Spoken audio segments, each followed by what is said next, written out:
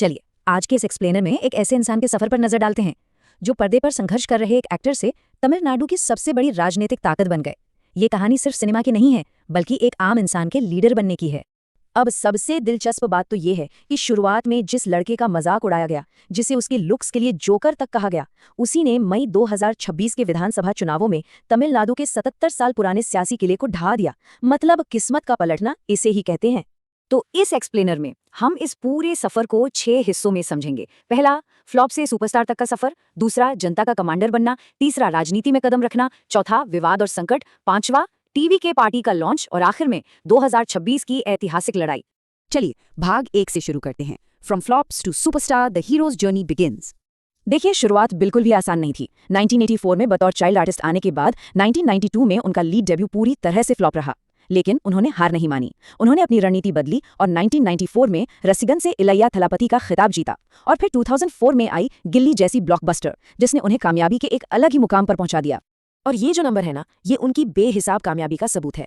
अपने सिनेमाई करियर के पीक पर एक फिल्म के लिए लगभग 120 करोड़ रुपए तक चार्ज करना, ये दिखाता है कि उन्होंने दौलत और शोहरत का एक ऐसा मुकाम हासिल किया जो वाकई में हैरान कर देने वाला है।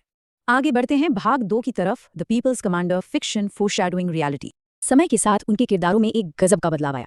90 के दशक में वो प्यार और त्याग वाले एक आम रोमांटिक हीरो हुआ करते थे, लेकिन बाद में कत्थी और मर्सल जैसी फिल्मों के जरिए उन्होंने भ्रष्टाचार और किसानों के अधिकारों जैसे असल मुद्दों को उठाया। पर्दे पर वो धीरे धीरे एक सामाजिक योद्धा बन गए। अब थलापति का मतलब होता है कमांडर या नेता, और दिलचस्प बात यह है कि अपने टाइटल से इलिया यानी युवा शब्द को हटाना कोई इत्तेफाक नहीं था। ये एक सीधा मैसेज था कि अब ये कमांडर पूरी तरह से लीड करने के लिए तैयार है।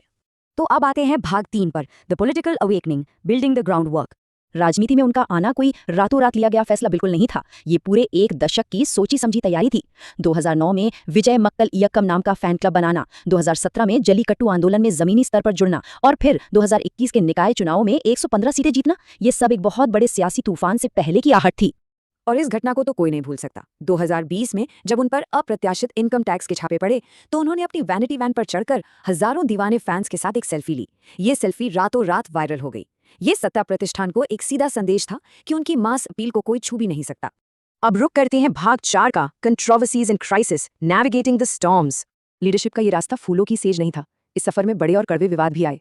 सोचिए, 2021 में अपने ही नाम के गलत इस्तेमाल पर खुद के माता पिता पर मुकदमा करना पड़ा, निजी जिंदगी में तलाक की अफवाहों को झेला, और सबसे दुखद, सितंबर 2025 की करूर रैली में मची भगदड़, जिसमें 41 लोगों की जान चली गई। इस हादसे के बाद उन्हें भयंकर विरोध का सामना करना पड़ा। इसी बीच एक गलत शुरुआत भी देखने को मिली। बिना उनकी इजाजत के उनके पिता ने 2020 में एक पार्टी बना दी थी, जिसे विजय ने कानूनी तरीके से बंद करवा दिया। इसके बिल्कुल उलट फरवरी 2024 में उन्होंने बहुत ही सोच समझकर अपनी खुद की ऑफिशियल पार्टी तमिलगा वित्री कड़गम यानी टीवी के लॉन्च की। चलिए आगे बढ़ते हैं भाग 5 पर, लॉन्चिंग द टीवी के पार्टी, अ न्यू डॉन इन तमिलनाडु। ये जो नंबर है ना, पूरे 3 लाख लोग। अक्टूबर 2024 में उनकी ऐतिहासिक विक्रवंडी रैली में इतनी बड़ी भीड़ उमड़ी थी। इतनी भारी तादाद में लोगों का आना पहली ही बार में राज्य की पारंपरिक राजनीति की नींव हिलाने के लिए काफी था। अब सबसे मजेदार बात सुनिए, उनके चुनावी वादे बिल्कुल उन्हीं मुद्दों पर थे जिनके लिए वो फिल्मों में लड़ते थे। महिलाओं को 2500 रुपए की मदद, बुजुर्गों को पेंशन, किसानों की पूरी कर्ज माफी और बेरोजगार युवाओं के लिए भत्ता। मतलब पर्दे पर जो उनके आदर्श थे, अब वो असल जिंदगी में जमीन पर उतर रहे थे। वैचारिक तौर पर भी उनका कदम बहुत ही सधा हुआ था।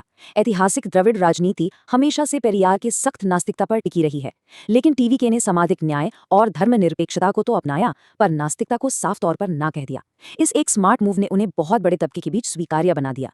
और अब आते हैं हमारे आखिरी हिस्से, भाग 6 पर, the battle for 2026, strategy meets reality. देखिए, चुनाव जीतने के लिए सिर्फ स्टार पावर काफी नहीं होती, इसके पीछे एक बेहद अनुशासित रणनीति भी थी। पहली बात, किसी से गठबंधन नहीं करना ताकि एक क्लीन छवि बनी रहे।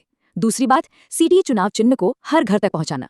और तीसरी बात, सभी कार्यकर्ताओं के लिए सफेद शर्ट और खाकी पैंट का ड्रेस कोड लागू करना, ताकि एक मजबूत और एकजुट फौज दिखाई दे। और इन सब रणनीतियों का नतीजा क्या निकला, वो हमें साफ दिख रहा है। मई 2026 के चुनावों में एक सियासी भूचाल आ गया। टीवी ने 234 में से 107 सीटें जीत लीं और बाकी सभी पुरानी और स्थापित पार्टियों के दबदबे को तोड़ते हुए राज्य की सबसे बड़ी पार्टी बनकर उभरी। तो एक्सप्लेनर के इस पड़ाव पर आकर एक बहुत ही गहरा सवाल उठता है। बॉक्स ऑफिस और बैलेट बॉक्स दोनों पर अपना झंडा गाड़ने वाले थलापति विजय अब मुख्यमंत्री पद की शपथ लेने जा रहे हैं, लेकिन क्या सिनेमाई स्टारडम वास्तव में शासन चलाने और लंबे समय तक सुशासन देने में तब्दील हो सकता है? खैर, ये देखना यकीनन बेहद दिलचस्प होने वाला है।